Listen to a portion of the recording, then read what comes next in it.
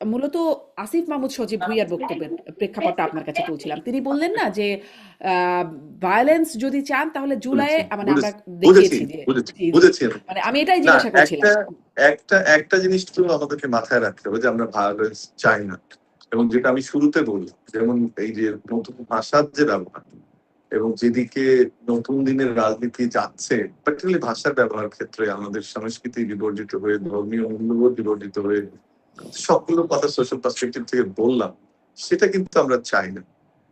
এরপরে তো যখন ভাষার ব্যবহারই চাচ্ছি না, তখন ভায়োলেন্স তো আরোই চাবো না। এটা তো বটেই। আরেকটি জায়গায় বোধহয় একটু ক্রিটিক্যালি, যদি আমি ওরা আমারই স্টুডেন্ট, যদি আমি ক্রিটিক্যালি বলি, অবশ্যই ভায়োলেন্স তো করাই যেতে পারে, জুলাই অভ্যুত্থানে সেটা আমরা দেখেছি।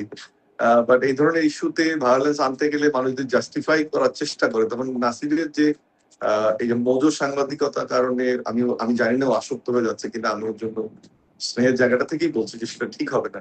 এই মৌজ সাংবাদিকদের দ্বারা প্রভাবিত হয়ে বিভিন্ন কথা বলা, মিডিয়ার দ্বারা প্রভাবিত হয়ে কথা বলা, সেটা মজুর কাম্য সাংবাদিক নয়। মানে? এই যে মোবাইল জার্নালিস্ট যান, আমরা মধু ও আচ্ছা সাংবাদিক আচ্ছা আচ্ছা। শুনেছি, আমি টয়লেটে থাকি, হুম মোবাইল হুম জার্নালিস্ট, তো তাদের দ্বারা প্রভাবিত হয়ে করা বা মিডিয়ার দ্বারা প্রভাবিত হয়ে করা, মিডিয়া হাইপ তোলা, সেটা আমি মনে করি না কাম।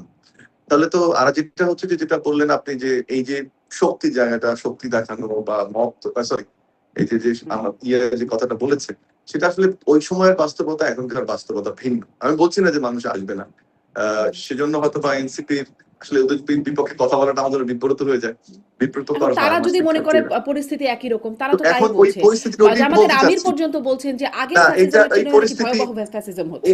এই পরিস্থিতি এখনো তৈরি হয়নি। ভোটের মাঠে আওয়ামী লীগের শূন্যতার কারণে জামাত যে 68 আসন পেয়েছে বা সব মিলে 70 অধিক আসন, সেটি প্রমাণ করে।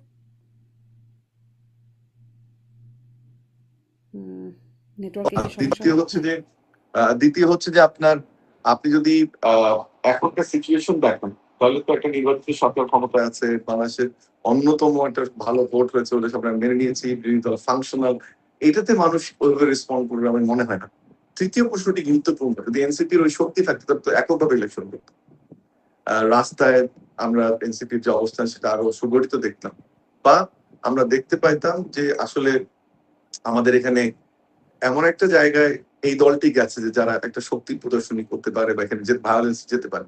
ভায়োলেন্স আমরা চাই না, বাট আমি আমি এককভাবে কেন হবে? রেসপেক্ট দেখে এককভাবে কেন? করছি। মানে যৌথভাবেও তো করতে পারে। তাদের সাথে না এখন না, জামাত আছে, যৌথভাবে আরো এখানে অনেকগুলো দল আছে। যৌথভাবে ইস্যুটা ভিন্ন, যে যৌথভাবে জামাত ইসলাম এনসিপির কারণে এখনই যৌথ মহড়ায় যুক্ত হবে, এ ধরনের ঠুনকো বিষয়ের ব্যবহার, কারো ভাষা ব্যবহারের দায়িত্ব নেবে, সেটা আমি মনে করি না। হয়তো সাপোর্ট থাকবে। মাথায় রাখতে হবে জামাতের দীর্ঘদিনের রাজনীতির অভিজ্ঞতা রয়েছে, তারা সুযোগটা নিয়ে এনসিপির ঘাড়ে চেপেছে তাদের যে অতীত, তাদের যে ধর্মভিত্তিক রাজনীতি, তার থেকে সওয়ার হয়ে পার হওয়ার জন্য। সব ক্ষেত্রেই এনসিপি কে সাপোর্ট করে আমি এটা মনে করি না। মাথায় রাখতে হবে, আমরা যে স্বপ্ন নিয়ে ছেলে মেয়েদেরকে আন্দোলনের পরে সরকার গঠনে অংশগ্রহণ করেছিল, ওরা স্বপ্ন দেখিয়েছিল, সেটি কিন্তু ওই স্বপ্নের যে এক ধরনের আওয়ামী লীগ ফিরে আসার নামে মৃত্যুবরণ করেছে অনেকটাই, সেটা কিন্তু মাহফুজের পোস্ট থেকে বোঝা যায়। আমি হুম প্রায় হুম 15টি জিনিস ওখান থেকে তোলার চেষ্টা করেছি, সেটা মাদার ভাঙা বলেন, সেটা হুম রাগের ব্যবহার বলেন, সেটা 71-24 যুক্ত করা বলেন, সেটা কাওয়ালি কাওয়ালি এবং ইনকিলাব সংস্কৃতিকে আমাদের সংস্কৃতির মুখোমুখি করতে বলেন, বিএনপি কি ঠেকানোর জন্য জামাতে যুক্ত হতে, ও তথ্য দিয়ে দিয়েছে। যখন এই ধরনের অন্তঃসার শূন্য অবস্থা, তখন মানুষ আপনার ডাকে কতটুকু আসবে, তখন কিন্তু সন্দেহ থেকেই যাবে। জি। আম সেটি বলছেন আপনি, কিন্তু মানে আসিফ মাহমুদের যে ভায়োলেন্সের হুমকি, মানে তিনি আগেও কিন্তু বলেছিলেন, ডক্টর মামুন আপনার মনে আছে কিনা, যে তিনি বলেছিলেন যে তারা সশস্ত্র বিপ্লবের প্রস্তুতি তাদের ছিল। মানে আম ডক্টর মামুন, আপনি কি আমাকে শুনছেন? আমি আমি শুনতে পাচ্ছি। আপনি কি মনে হয় কিছু একটাতে এঙ্গেজ আছেন? আমি আমি শুনতে আবারও পাচ্ছি। হ্যাঁ, আমি আসলে আমি আপনাকে এই শুনতে এই পাচ্ছি। প্রসঙ্গে করছিলাম যে মানে ভায়োলেন্সের কথা যে বলছি, তিনি আগেও কিন্তু বলেছিলেন যে তাদের ৫ই আগস্টে মানে সরকার পতন না হলে তাদের সশস্ত্র বিপ্লবের প্রস্তুতি ছিল। ফলে মানে প্রস্তুতি থাকা মানে তাদের কাছে কোনো অস্ত্র আছে কিনা বা সশস্ত্র হয়ে যাবার যে অবস্থানটা সেটি তারা রাখে কিনা এখনো, আ সেই বিষয়ে যথেষ্ট তথ্যও কি সরকারের কাছে আছে কিনা?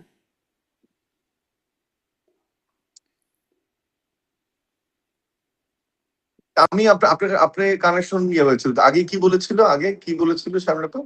সশস্ত্র বিপ্লবের প্রস্তুতি তাদের ছিল। এটা তো তিনি বলেছিলেন আসিফ মাহমুদ সজীব ভুঁইয়া যে ৫ই আগস্টে সরকার আবার পতন না হলে বুঝিনি প্রশ্ন।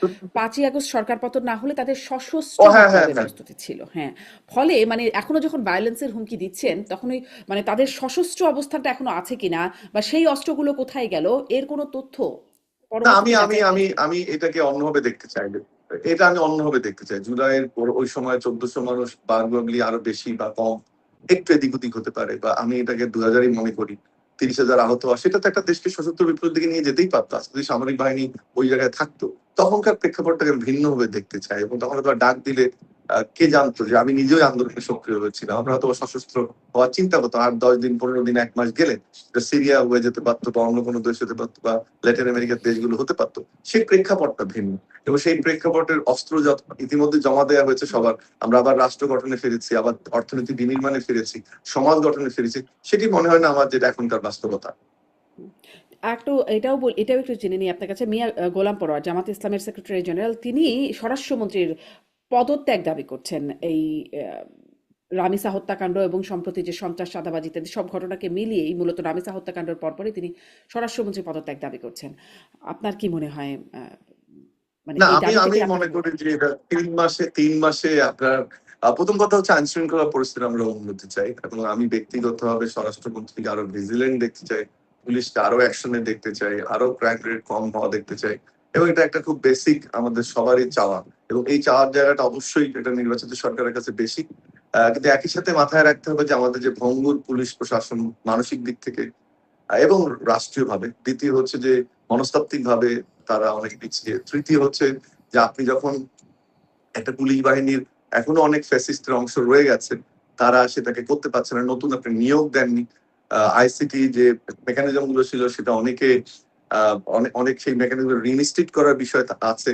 সবকিছু মিলে আমার মনে হয় একটু সময় দিতে হবে। পদত্যাগ চাওয়াটা বোধহয় একটু অসময় হয়ে গেল।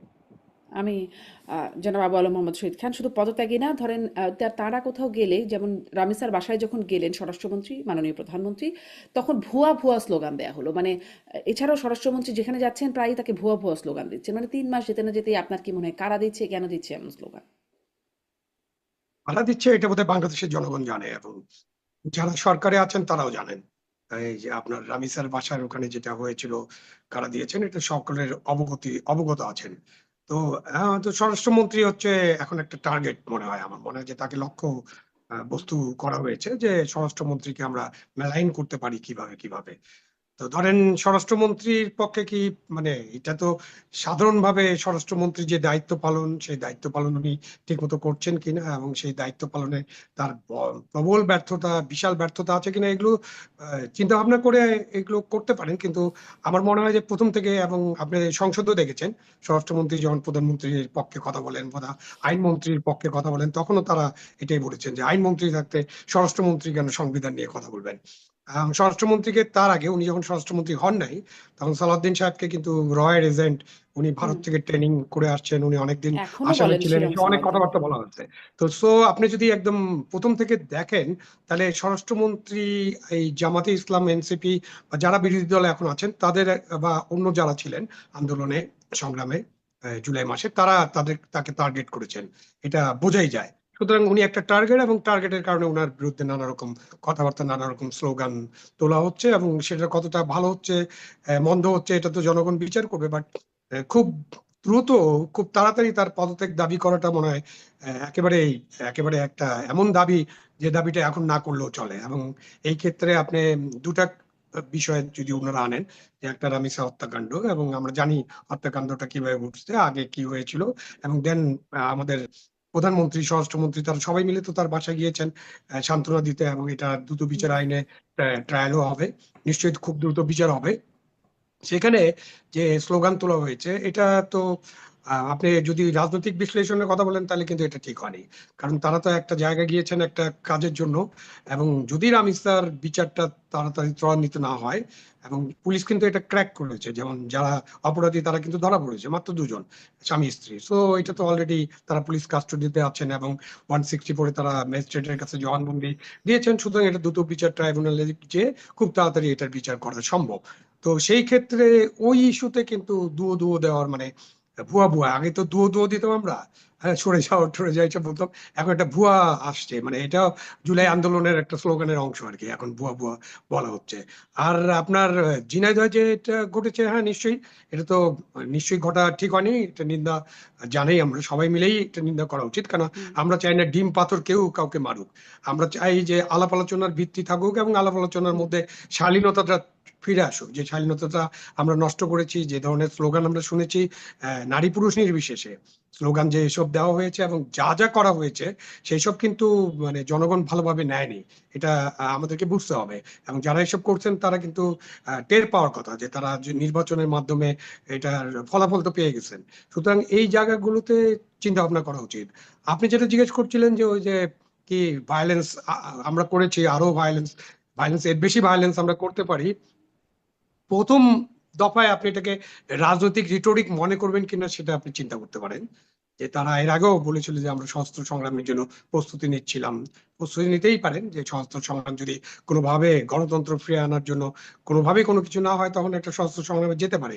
বাট হুম। ওই প্রস্তুতি কতটা ছিল, এবং আমাদের তার পরের অংশে কিন্তু প্রস্তুতির বিষয়টা যখন আমরা খেয়াল করি, আগের প্রস্তুতি এবং পরের প্রস্তুতি যখন অনেকগুলো সবগুলো থানা প্রায় লুট হয়ে যায় এবং থানার অস্ত্রগুলো লুট হয়ে যায়, এখন পর্যন্ত মানে আপনার অন্তর্বর্তীকালীন সরকারের সর্বশেষ যখন বলেছিলেন তখন 1/3 তারা উদ্ধার করতে পারেনি। এখন কিন্তু আমরা কোনো রিপোর্ট জানি না যে এই অস্ত্রগুলো উদ্ধার হয়েছে কিনা এবং অন্যভাবে অস্ত্রের চালান আসছে কিনা। সো এই জায়গাগুলোতে গভীরভাবে সরকারের যে সমস্ত এজেন্সি আছে এবং সরকারকে চিন্তা করতে হবে, যেহেতু আমরা একটা উদার গণতান্ত্রিক ব্যবস্থার কথা বারবার বলছি, তা উদার গণতান্ত্রিক ব্যবস্থায় এই ভায়োলেন্স করার সুযোগটা কিন্তু কম, আপনি ইচ্ছা করলে একটা ভায়োলেন্স উস্কে দিবেন, এটা সুযোগ কম। তো এটাকে রিটোরিক হিসেবে দেখতে পারেন, অনেক সময় হয়, হুম। মানে এর আগেও আমি দেখেছি যখন রাজনীতি, এর আগেও যখন রাজনীতি হয়েছে তখন মাঝে মাঝে এরকম মানে অ্যাগ্রেসিভ কথাবার্তা বলা হয়, সেটা কিন্তু অশালীন না। হ্যাঁ আমরা করব, করে দেখে দিতে পারি, হুম। এটা এক ধরনের হুমকির মতো, কিন্তু এটা যে একেবারে করবেন, নেমে পড়বেন এরকমটা আমার মনে হয় না।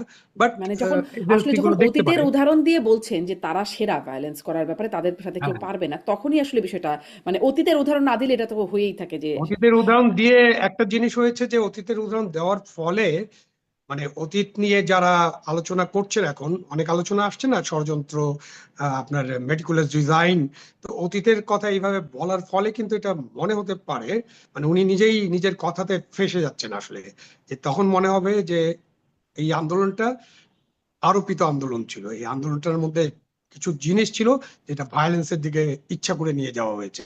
সেটা তো উনি নিশ্চয়ই চিন্তা করবেন, যারা এইসব কথাবার্তা বলবেন তাদেরকে আরো সাবধান হতে হবে, কেন ওই কথাটার মানে ইচ্ছা এটাও করে হতে হোক আর পারে। অনিচ্ছাকৃত বা স্বয়ংক্রিয় হোক, হ্যাঁ ভায়োলেন্স তো আপনি বলতে সেখানে পারেন ছিল। যে এটা হ্যাঁ। বেরিয়ে গেছে, আমি সোশ্যাল মিডিয়ায় দেখেছি উনি কি ফ্রুটি খেয়েছেন কিনা, একটা জোক আছে না যে হুম, ফ্রুটি হুম, খেলে সব সত্যি কথা বলে ফেলে। হুম, হুম, তো এখন আপনি, সেই জন্য বললাম যে এই রকম কথাবার্তা বলার কিন্তু, রাজনৈতিক কথাবার্তা বলার অ্যাগ্রেশন দেখানোর কিন্তু বিপদ আছে, যে আপনি হুম, জি। ওই বিপদটা আপনি নিজে টেনে আনছেন কিনা।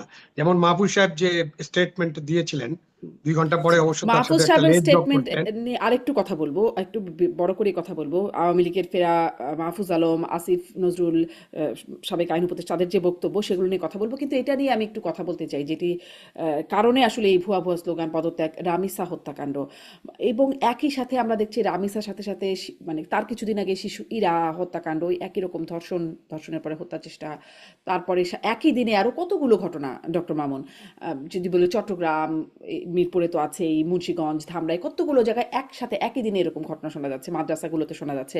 মানে আমাদের কি কোনো নতুন করে কিছু সমস্যা হলো? আমাদের সমাজটা কি অবশ্যই এরকমই? অবশ্যই ধরেন অবশ্যই আমরা যখন বেড়ে উঠছিলাম তখন কি বিষয়টা এরকম ছিল? মানে কি হলো যে এত এত শোনা যাচ্ছে? দুটো দুটো বড় সমস্যা, এবং আমি সমাজ বিজ্ঞানের ছাত্র হিসেবে বলি আমাদের যে সাংস্কৃতিক চর্চা গত 18 মাসে থেমে গেছে। আমরা মাজার যেমন ভেঙেছি, আমরা যাত্রা শিল্পীরা অনুষ্ঠান না করে পালিয়েছি, ব্যান্ড সঙ্গীতরা ভয়েই ঢাকার বাইরে যায়নি, অডিটোরিয়ামে ঢুকে গেছে সাংস্কৃতিক চর্চা, নাচ গান কলা কবিতা, একটা উগ্রপন্থী যে গোষ্ঠীর উত্থানে সরকার সহায়তা করেছিল অন্তর্বর্তী সরকার, যেটা মাহফুজের কথা এসেছে, সে কারণে সাংস্কৃতিক যে জগৎ সেটা সংকুচিত হয়েছে। আপনি যখন সাংস্কৃতিক জগৎ সংকুচিত হয়, আপনার যে মোরালস যে ভ্যালুস সেটা তখন ব্রেক করে, এবং যেগুলো আসলে অপরাধ প্রবণতা ঠেকাতে সাহায্য করে, সেটা যখন আপনার এন্টারটেইনমেন্ট আপনার বন্ধ হয়ে যাবে, আপনি তখন অন্যান্য এই ধরনের অপরাধ যেগুলো পারভার্টেড বিকৃত সে ধরনের অপরাধে যাবেন অনলাইনের ক্ষেত্রে। আমি আরেকটু ইলাবোরেট করি, আমাদের দেশে যেমন 100 মাজার ভাঙা হয়েছে, বাউল শিল্পীদের পুড়িয়ে মারা হয়েছে, আমাদের যাত্রা করতে দেওয়া হয় নাই, আমাদের কনসার্ট করতে দেওয়া হয় নাই, আমাদের ইভেন্ট বিয়ে বাড়িতে যে গান বাজনার সংস্কৃতি সেটা করতে দেওয়া হয়নি, হলুদের অনুষ্ঠানে আক্রমণ করা হয়েছে, মেয়েদেরকে রাস্তাঘাটে লাঞ্ছিত করা হয়েছে। এই যে তৌহিত জনতা যার পিছনে রাজনৈতিক ব্যাকিং ছিল, আপনি যদি সেটাতে দেখেন তাহলে দেখবেন যে এটা কিন্তু আপনাদের এই অপরাধ দমনে আমরা কালচারকে ডেটারেন্ট হিসেবে দেখি। এটা এক নম্বর। যখন এটা ঘটেছে মানুষ অনলাইনের দিকে ঝুঁকেছে, বাসায় ঢুকে গেছে, এবং আমাদের যে সেফ চাইল্ড ল বা সেফ সাইট ইউজের বিষয় সেটা আমরা এখনো আমাদের সেই ক্যাপাসিটি আসেনি। আর একটা সোশ্যালিতে আমরা একটা কথা বলি কালচার ল্যাগ, অর্থাৎ টেকনোলজি, ধরেন কোনো অনলাইন টেকনোলজি বের হয়ে যাচ্ছে, আপনি অনলাইন ইন্টারনেটে চলে যাচ্ছেন, ফেসবুকের দিকে বেশি চলে যাচ্ছেন, কিন্তু একটা আইন তো থাকতে হবে, একটা নিয়ম তো থাকতে হবে।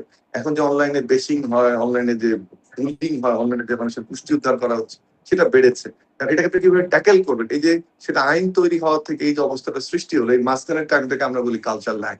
এই কালচার ল্যাগটা কিন্তু তৈরি হয়েছে, সংস্কৃতি কমেছে, আইটির দিকে ঝুঁকে গেছি, আমরা জানি না কিভাবে এটাকে ট্যাকেল করবো, মানুষের মধ্যে অপরাধ প্রবণতা যুক্ত হচ্ছে।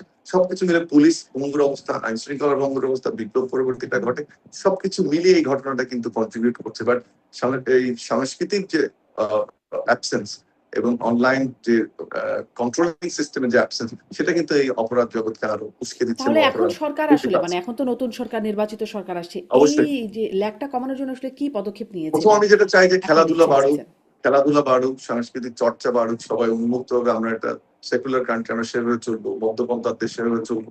এসব তৌহিদি জনতাকে থামাতে হবে, অনলাইন বুলিং এর জায়গাটা থামাতে হবে, একই সাথে অনলাইনে যে সাইট গুলো ফরবিডেন সেগুলোকে নিয়ন্ত্রণের ব্যবস্থা করতে হবে, ভায়োলেন্স কমাতে হবে, পারিবারিক শিক্ষা, সামাজিক শিক্ষা, স্কুল কলেজ সবগুলোকে একসাথে করেই আমাদের সামনে এগোতে হবে, তখন আমরা এই ধরনের ব্যবস্থা থেকে মুক্ত হতে এই পারবো। আমি একটু সরকারের মধ্যে ক্ষমা কি চেয়ে সেই আমাকে, উদ্যোগগুলো আমি অনুষ্ঠানের মাঝখানে ক্ষমা চেয়ে নিয়ে আমাকে 5 মিনিটের মধ্যে আপনি ছেড়ে দিলে আমি খুশি হব। আচ্ছা, আপনি কি একটু এটা বলবেন যে এই উদ্যোগগুলো আপনি যেটি বলছেন সেই উদ্যোগগুলোকে নেওয়া হচ্ছে, এই সরকার নিচ্ছে দেখছেন?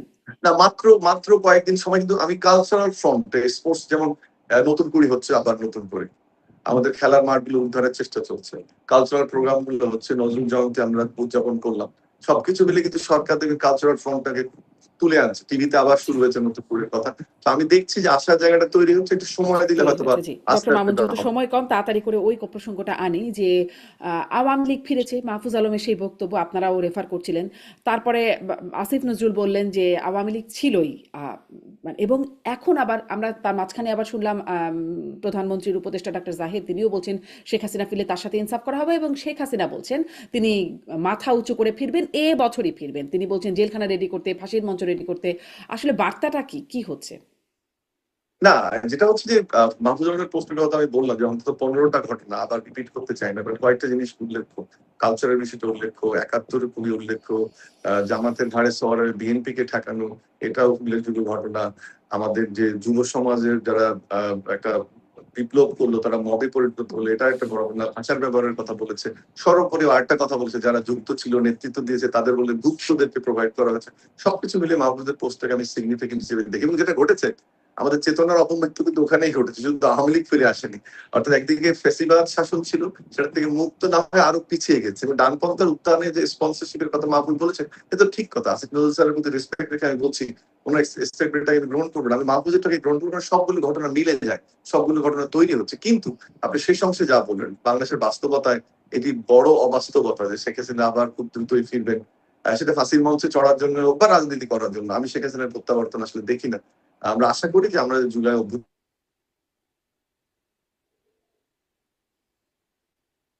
আবারও আটকে গেছে। এগিয়ে যাওয়া, সেটা কন্টিনিউ করার জন্য। ধন্যবাদ আপনাকে। আচ্ছা, আচ্ছা।